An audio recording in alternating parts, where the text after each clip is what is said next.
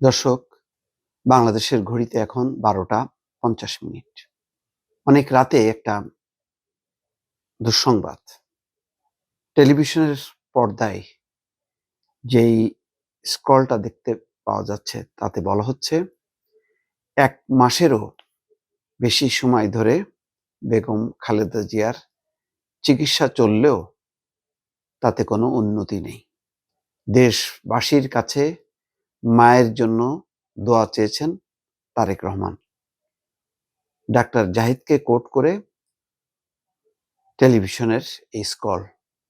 এই খবরের মাঝে যা কি বা অর্থ কি দর্শক আমি আর বলতে চাই না, আপনারা নিজের মতন করে বিশ্লেষণ করে নেবেন।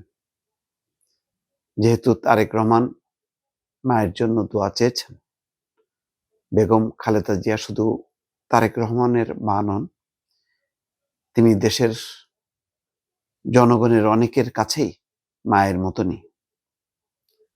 সারাটা জীবন বলতে গেলে জীবনের বেশিরভাগ সময় দেশের জন্য, দেশের মানুষের জন্য তিনি কাজ করেছেন। মুহূর্তের জন্য তিনি দেশ ছেড়ে অন্য কোথাও থাকবেন, তিনি সেটা চিন্তাও করেননি। দর্শক, জানি না আগামীকাল ঠিক কোন খবরটি অপেক্ষা করছে। ভালো থাকবেন এবং শেষ সময়েও বেগম খালেদা জিয়ার জন্য দোয়া করবেন। আল্লাহ হাফেজ।